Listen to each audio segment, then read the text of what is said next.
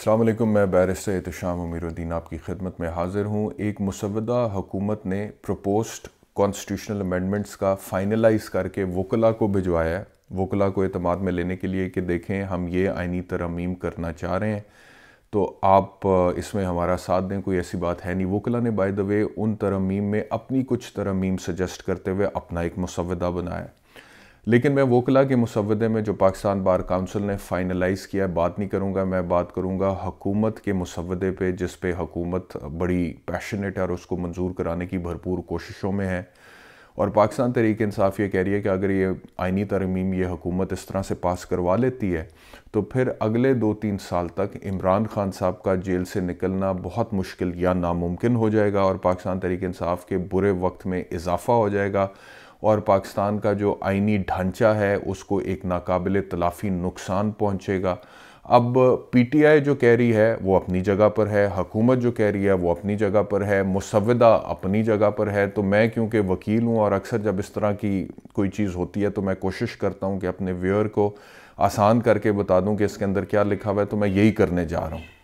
मैं आपको बताऊँगा कि इस मुसव्वदे में एग्जैक्टली लिखा क्या हुआ है। सबसे पहली जो इस मुसव्वदे के अंदर तरमीम सजेस्ट की गई है वो आर्टिकल 63A में सजेस्ट की गई है। अब 63A आपको पता है कि आर्टिकल है that talks about disqualification of a member जो कि फ्लोर क्रॉस करता है। यानी कि अगर कोई शख्स एक सियासी जमात का टिकट लेकर इलेक्शन जीतता है और फिर असेंबली में पहुंचता है और फिर उसी सियासी जमात की डायरेक्शन के ख़िलाफ़ जाके वज़ीर आज़म के इलेक्शन में या चीफ मिनिस्टर के इलेक्शन में अपना वोट कास्ट करता है तो आर्टिकल 63A उसको रोकता है, उसको रोकने की कोशिश करता है। तो पहली अमेंडमेंट इस मुसव्वदे में इस हुकूमत ने ये किया है कि उन्होंने कहा है कि अगर कोई शख्स अपनी पार्टी की डायरेक्शन के ख़िलाफ़ जाकर वोट कास्ट भी कर देता है तो भी उसका वोट काउंट हो जाएगा। इसके ऊपर आपको पता है पहले अबहाम था और फिर सुप्रीम कोर्ट का एक जजमेंट आया, उमर अता बंदयाल के ऊपर तनकीद ये हुई कि उन्होंने कॉन्स्टिट्यूशन को रीराइट करने की कोशिश की है। लेकिन अब सुप्रीम कोर्ट की उस जजमेंट को डिफीट करने के लिए ये कॉन्स्टिट्यूशनल अमेंडमेंट ये हुकूमत ला रही है या लाने की कोशिश कर रही है, जिसमें वो कह रहे हैं कि ठीक है जी, मिसाल के तौर पे मकसद ये है कि जैसे अभी पीटीआई वाले कह रहे हैं कि जी हमारे बंदों को टारगेट किया जा रहा है, मजबूर किया जा रहा है या हरासा किया जा रहा है या ख़रीदने की कोशिश की जा रही है, करोड़ों अरबों रुपए इस्तेमाल करने की कोशिश की जा रही है कि आइनी तरमीम पास करा ली जाए। तो इसमें अगर पीटीआई का कोई मेंबर आकर हुकूमत के हक़ में वोट कास्ट कर देता है, इन आइनी तरमीम के हक़ में वोट कास्ट कर देता है, तो ये पहले नहीं लिखा हुआ था कि ऐसे किसी लोटे का वोट काउंट होगा। अब इन तरमीम में ये लिख दिया गया है, इन तरमीम में ये लिखा गया है, सजेस्ट किया गया है कि जी उसका वोट काउंट होगा, इसके ऊपर कोई बहस नहीं है, यानी कि साडा मकसद निकल जाए। तो पहली तो ये तरमीम है। अच्छा, दूसरा ये है कि बाकायदा तौर पर एक आर्टिकल 175B इंट्रोड्यूस कराया जा रहा है कॉन्स्टिट्यूशन में, जिसके ज़रिए से एक फेडरल कॉन्स्टिट्यूशनल कोर्ट, एक नई अदालत जो है उसको इस्टेब्लिश किया जा रहा है इन आइनी तरमीम के ज़रिए से। और फिर बहुत सारी अमेंडमेंट्स ऐसी हैं, मिसाल के तौर पे आर्टिकल 68, जिसमें और भी बहुत सारी जगह ऐसी हैं, इसके अंदर आगे मैं आपसे जिक्र करूंगा कि जिसमें फेडरल कॉन्स्टिट्यूशनल कोर्ट जो आर्टिकल 175B के तहत ये हुकूमत एक नई अदालत बनाने की, एक आइनी अदालत जो सुप्रीम कोर्ट से भी ऊपर हो। अभी तक की सिचुएशन ये है कि your supreme court is the highest constitutional court in the country. Supreme court के फैसले के ख़िलाफ़ कोई अपील नहीं है, सुप्रीम कोर्ट के फोरम के बाद कोई फोरम नहीं है दुनियावी तौर पे। सुप्रीम कोर्ट सबसे बड़ी अदालत है, अदालत उज़्मा है। लेकिन अभी इन आइनी तरमीम के ज़रिए से ये सुप्रीम कोर्ट से हट के एक और बड़ी अदालत बनाने जा रहे हैं, जिसका नाम वो वफाकी आइनी अदालत उसको कह रहे हैं, फेडरल कॉन्स्टिट्यूशनल कोर्ट। और आर्टिकल 175B एक नया आर्टिकल इंट्रोड्यूस करा के वो फेडरल कॉन्स्टिट्यूशनल कोर्ट की इस्टेब्लिशमेंट की बात कर रहे हैं कि जी वो आइनी अदालत होगी और वो बन जाएगी। अब वो फेडरल कॉन्स्टिट्यूशनल कोर्ट जो है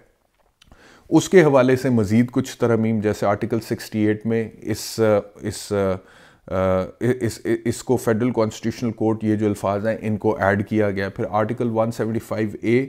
में जो है, जो अपॉइंटमेंट ऑफ जजेस होगी फेडरल कॉन्स्टिट्यूशनल कोर्ट में, उसका जिक्र किया गया है कि वो अपॉइंटमेंट, उसकी बॉडी स्ट्रक्चर क्या होगा। तो उसमें एक चीफ जस्टिस होगा और 2 मोस्ट सीनियर जजेस जो होंगे वो साथ होंगे फेडरल कॉन्स्टिट्यूशनल कोर्ट में, और जो चीफ जस्टिस पहला है फेडरल कॉन्स्टिट्यूशनल कोर्ट का वो अपॉइंट करेगा सदर ममलिकत in upon advice of the prime minister. यानी कि ये अभी जो हुकूमत करना चाह रही है वो ये करना चाह रही है कि आपको पता है कि सुप्रीम कोर्ट के अंदर एक डिवाइड है, सुप्रीम कोर्ट के अंदर जजेस को लेकर एक डिवाइड है आइन के हवाले से, और जो जिस तरह से मामलात को आगे ले जाने की इस्टेब्लिशमेंट या हुकूमत कोशिश करती है, बहुत दफ़ा वो कामयाब हो जाते हैं अदालती लेवल पे, बहुत दफ़ा वो नहीं भी हो पाते हैं। कभी उमर अता बंदयाल, कभी जस्टिस मुनीब अख्तर, कभी मंसूर अली शाह, कभी अतर मिनल्ला, इन लोगों की तशरीहात हुकूमत को, रियासत को पसंद नहीं आती हैं, इस्टेब्लिशमेंट को। तो इस वजह से उन्होंने आइन की तशरीह के लिए एक नई अदालत बनाने की कोशिश की है, कर रहे हैं इसके ज़रिए से, और वो ये कह रहे हैं कि उसका जो चीफ जस्टिस होगा उसको सदर ममलिकत वज़ीर आज़म की एडवाइस पे अपॉइंट कर देगा, यानी कि इन्हीं का हैंड पिक्ड बंदा होगा। प्राइम मिनिस्टर उसको सिलेक्ट करेगा, प्रेसिडेंट प्राइम मिनिस्टर की एडवाइस पे यानी कि शहबाज शरीफ की एडवाइस पे आसिफ अली जरदारी उस बंदे को लगा देगा, और फिर उसे कहेंगे कि आप बताएं कि आइन क्या कहता है, और वो बताएगा कि आइन क्या कहता है। तो ये इस तरह से इसको करने की कोशिश की जा रही है। तो ये फेडरल कॉन्स्टिट्यूशनल कोर्ट जो है, मैं समझता हूँ कि this is going to defeat the purpose in letter and spirit of the supreme court of Pakistan, which otherwise is the highest constitutional court in the country, and there couldn't be a higher court than that. तो ये उसको करने की कोशिश की जा रही है। अच्छा, फिर अगली इंटरेस्टिंग बात यह है कि इस वफाकी आईनी अदालत के जो जज साहिबान हैं उनकी जो उम्र है वो भी ज़्यादा कर दी है इन्होंने यहाँ पे। वो कहते हैं कि वैसे नॉर्मली सुप्रीम कोर्ट का जज जो है वो 65 ईयर्स में रिटायर हो जाता है, हाई कोर्ट का जज 62 में रिटायर होता है, लोअर कोर्ट का जज 60 पे रिटायर होता है। तो सबसे ज़्यादा जो एज होती है बिफोर रिटायरमेंट वो सुप्रीम कोर्ट के जज की होती है। तो ये फेडरल कॉन्स्टिट्यूशनल कोर्ट के जो जजेस होंगे उसकी रिटायरमेंट एज आर्टिकल 178A में, मतलब कि नया एक आर्टिकल वो कर रहे हैं, इंट्रोड्यूस कर रहे हैं, और उन्होंने कहा कि उसकी एज 68 होगी। और फिर बाकायदा इसके ऊपर डिस्कशन है कि अगर सुप्रीम कोर्ट का कोई जज यानी कि जस्टिस काजी फाइज ईसा टाइप चीफ जस्टिस मौजूदा सुप्रीम कोर्ट का, वो अगर लगा दिया जाता है फेडरल कॉन्स्टिट्यूशनल कोर्ट में, तो वो 3 साल के लिए chief justice federal constitutional court का रह सकता है। यानी कि 65 पे वो बंदा रिटायर हो रहा है सुप्रीम कोर्ट से, और अगले 3 साल वो फिर फेडरल कॉन्स्टिट्यूशनल कोर्ट में बैठेगा, तो वो वहाँ पे बतौर चीफ जस्टिस काम करेगा। अच्छा, और दूसरी बात यह है कि इन तरमीम में जो आर्टिकल 179 है कॉन्स्टिट्यूशन का, उसके बाद उसमें वो डिस्कशन होती है जी कि सुप्रीम कोर्ट की जज की रिटायरमेंट एज क्या होगी, तो उसकी एज वही है इन तरमीम में जो मुसव्वदा मेरे पास आया। जो सुप्रीम कोर्ट का जज है वो 65 पे ही रिटायर हो रहा है अकॉर्डिंग टू दीज अमेंडमेंट्स। यानी कि प्लान फिर ये है कि सुप्रीम कोर्ट के जजेस की उम्र नहीं बढ़ानी है वहाँ पे, मतलब कि काजी फाइज ईसा को तौसी देने के लिए सुप्रीम कोर्ट के तमाम जजेस की उम्र ना बढ़ा दें, बल्कि काजी को ले जाए फेडरल कॉन्स्टिट्यूशनल कोर्ट में और उसकी 68 ईयर्स रिटायरमेंट एज कर दें, तो 3 साल काजी को मिल जाएंगे, 2 मनपसंद जज फेडरल कॉन्स्टिट्यूशनल कोर्ट में चले जाएंगे, 3 साल उनको मिल जाएंगे। बाकी जो जजेस हैं नीचे सुप्रीम कोर्ट में, मंसूर अली शाह हो गया या अतर मिनल्ला हो गया या मुनीब अख्तर हो गया, वो 65 पे रिटायर होते जाएंगे और झड़ते जाएंगे। तो नाउ यू अंडरस्टैंड कि क्या मतलब कि जो जजेस चाहिए उनको आइन को मतलब कि जैसे भी इंटरप्रेट करवाना है, उनको उठा के अगले 3 साल के लिए एक नई अदालत बना के उसमें बिठा के उनसे तशरीह कराते जाएंगे, और उनकी रिटायरमेंट एज भी बढ़ गई। और नीचे जो सुप्रीम कोर्ट के वो जजेस होंगे जो नापसंदीदा होंगे, जिनकी तशरीह पसंद नहीं आती है, या जो इमरान खान के हक में फैसले पॉसिबली सुनाते हैं या सुना सकते हैं, उनको 65 पे झड़ते जाए, उनको रिटायर करते जाए। This is how they trying to plan it. उसके बाद आर्टिकल 186A आइन का, उसके अंदर तरमीम ये सजेस्ट कर रहा है, और वो ये सजेस्ट कर रहा है कि ये जो फेडरल कॉन्स्टिट्यूशनल कोर्ट जो बनाई जा रही है, इसको ये इख्तियार दिया जा रहा है कि किसी भी हाई कोर्ट का कोई एक केस किसी भी दूसरी हाई कोर्ट में वो ट्रांसफ़र कर सकती है। नाउ दिस इज़ बिकॉज इसके ऊपर सवाल ये पैदा होता है कि ये जो ट्रांसफ़र ऑफ केसेस की पावर है ये आप फेडरल कॉन्स्टिट्यूशनल कोर्ट को दे रहे हैं, तो आप क्यों दे रहे हैं? और इस तरह से मिसाल के तौर पे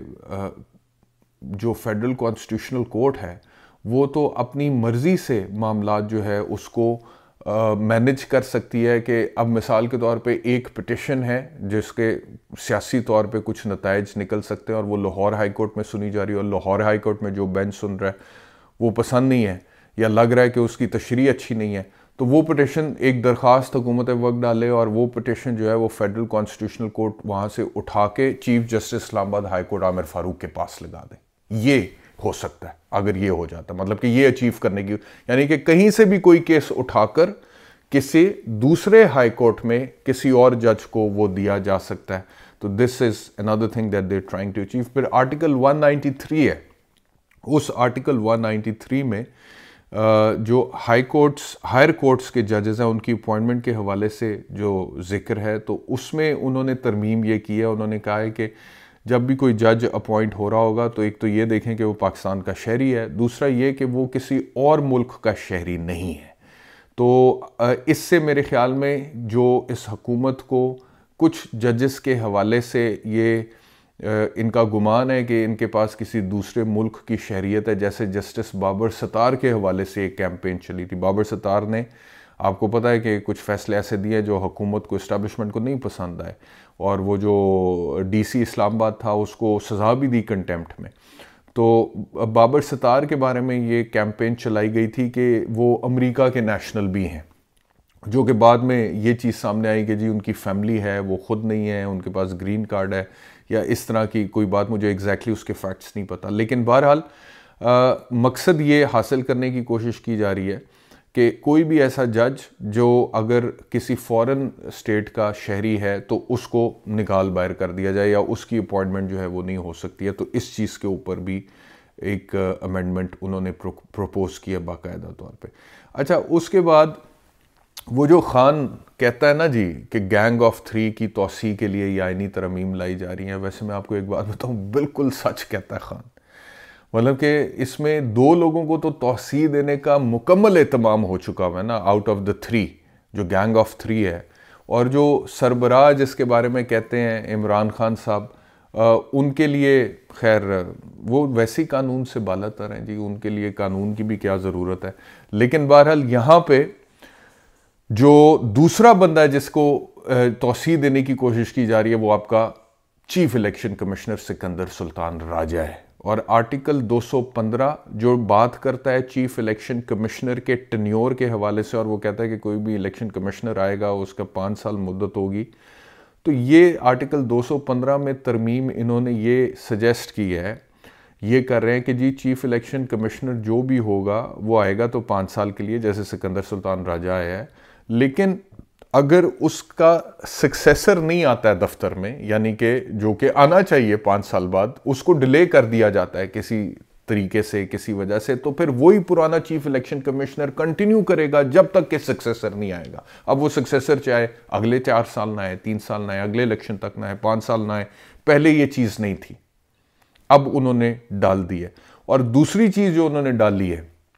वो ये डाली है कि उन्होंने कहा है कि same chief election commissioner can also be reappointed, यानी कि पहले ये नहीं था आर्टिकल 215 में कि दोबारा उसकी अपॉइंटमेंट हो सकती है, लेकिन अब उन्होंने लिख दिया है कि उसी बंदे की जिसने 5 साल पूरे कर लिए हैं या जो ऑफिस में बैठा हुआ है दोबारा रीअपॉइंटमेंट भी हो सकती है। तो यानी कि एक चीज़ तो क्लियर हो गई बड़े अच्छे वाज़ह तरीके से कि ये आइनी तरमीम के ज़रिए से एक तो chief election commissioner Sikandar Sultan Raja को एक्सटेंशन मिल सकती है, वो इसके बेनिफिशरी होंगे। दूसरा, chief justice Pakistan supreme court Qazi Faez Isa को एक अलहदा शक्ल में एक्सटेंशन मिल सकती है अगर वो फेडरल कॉन्स्टिट्यूशनल कोर्ट के चीफ जस्टिस बना दिए जाते हैं अगले 3 साल के लिए। और फिर जो मौजूदा सेटअप है ये दोनों उसको दवाम बख्शेंगे और ये दोनों वहाँ पे बैठे होंगे, एक फेडरल कॉन्स्टिट्यूशनल कोर्ट में, एक दोबारा इलेक्शन कमिश्नर में बैठा होगा कमिश्नर के तौर पे। और उसके बाद फिर वो जो गैंग ऑफ 3 वाली बात है जिसको इमरान खान साहब बारहा अपनी गुफ्तगू में कह चुके हैं, उसके लिए राह हमवार की जा रही है इन आइनी तरमीम के ज़रिए से। अच्छा, जो मैंने तरमीम अभी तक देखी है वो ये है अभी तक टोटल, इसके अलावा और कोई तरमीम नहीं आई है। एक चीज़ जो मैं देख रहा था, मैं ढूंढने की कोशिश कर रहा था इसके अंदर, वो ये था कि सुप्रीम कोर्ट के जजेस की जो है उम्र, वो उसके बारे में बात हो रही थी कि वो भी 68 साल कर रहे हैं, 68 साल कर रहे हैं 65 से, तो वो नहीं कर रहे, वो मैंने आपको बताया कि 65 ही कर रहे हैं। फेडरल कॉन्स्टिट्यूशनल कोर्ट के जज की 68 कर रहे हैं। और दूसरा, जो मौलाना फजलुर रहमान साहब ने इनकार किया था और उनके जो वकील साहब हैं उन्होंने कहा था कि जी बड़ी खौफनाक किस्म की अमेंडमेंट है, ख़ास तौर पे आर्टिकल 8 में। आर्टिकल 8 बात करता है कि कोई भी हुकूमत कोई भी ऐसी कानून साजी नहीं कर सकती है जो आइन के आर्टिकल चैप्टर 2 जो कि बुनियादी हुकूक शहरियों की बात करते हैं उससे मुतसादिम हो। तो ये आर्टिकल 8 के हवाले से बात हो रही थी कि इसमें ये तरमीम करने जा रहे हैं कि कोई भी कानून पास किया जा सकता है, चाहे वो मुतसादिम भी हो, right to a fair trial से, right to freedom of speech से, राइट ऑफ असेंबली से, जितने भी बुनियादी आइनी हकूक हैं, in the name of national security. उसके ऊपर सलमान राजा साहब का एक क्लिप भी चल रहा है, उन्होंने मीडिया ब्रीफिंग किया है कि वो जिसमें एक्सप्लेन कर रहे हैं कि जी आर्टिकल 8 को ख़त्म करने का मतलब ये है कि कौमी सलामती के नाम पे आप इंसानी हकूक बुनियादी जिनका जिक्र आइन के दूसरे चैप्टर में है उनको आप कॉम्प्रोमाइज़ कर सकते हैं, यानी कि फिर आप घरों में छापे मारें जैसे मर्जी, आप फ्रीडम ऑफ स्पीच ना दें, फ्रीडम ऑफ असेंबली ना दें, राइट टू एसोसिएशन ना दें विद द पॉलिटिकल पार्टी, आप कुछ भी करें, कोई आपको रोकने वाला नहीं है इन the name of national security. लेकिन मुझे इन अमेंडमेंट्स में ये जो ड्राफ्ट मेरे तक पहुंचा है इसमें वो नज़र नहीं आया। इसमें अब मे बी वो आर्टिकल 8 वाली जो अमेंडमेंट है जो मौलाना फजलुर रहमान के पास ड्राफ्ट गया था, जो उन्होंने कामरान मुर्तज़ा को हैंड ओवर किया था, उसके अंदर वो थी जब फिर कामरान मुर्तज़ा कहते हैं मैंने बिलावल साहब को कहा कि बिलावल साहब देखें इसमें आर्टिकल 8 को छेड़ दिया इन्होंने, तो वो कहते हैं बिलावल साहब ने कहा देखें ना कामरान साहब मजबूरी है फिर करना पड़ेगा। तो अब उसके बाद से हुकूमत लगातार मौलाना को ऑन बोर्ड लाने की कोशिश तो कर रही है, तो ऐन मुमकिन है कि वहाँ पर वो अमेंडमेंट हो और यहाँ पे अब हुकूमत ने निकाल दी हो मौलाना फजलुर रहमान को ऑन बोर्ड लेने के लिए, क्योंकि उन्हें लग रहा हो कि वैसे भी हम जो कुछ कर रहे हैं वो विद इम्प्यूनिटी तो कर रहे हैं, हमें कौन पूछने वाला है, इस्टेब्लिशमेंट हमारे साथ है और उनको किसने पूछना है, और अगर वो हमारे साथ है तो हमें भी किसने पूछना है, हमें कोई पूछ सकता है तो इस्टेब्लिशमेंट पूछ सकती है। तो वो मुझे इसके अंदर आर्टिकल 8 वाली अमेंडमेंट नज़र नहीं आई है, लेकिन ये जो मुसव्वदा अभी तक मेरे पास आया है, अब इसके बाद अगर कोई और मुसव्वदा जारी कर दिया जाता है और उसके अंदर कोई चीज़ शामिल कर दी जाती है आर्टिकल 8 के हवाले से, तो वो मैं कुछ कह नहीं सकता। इस वीलॉग को खालिसतन इसी हद तक रखते हैं, लीगल और पॉलिटिकल डेवलपमेंट्स पे अगले वीलॉग में बात करेंगे। इंशाल्लाह दोबारा मुलाकात होगी, अपना ख्याल रखिए, अल्लाह हाफ़िज़।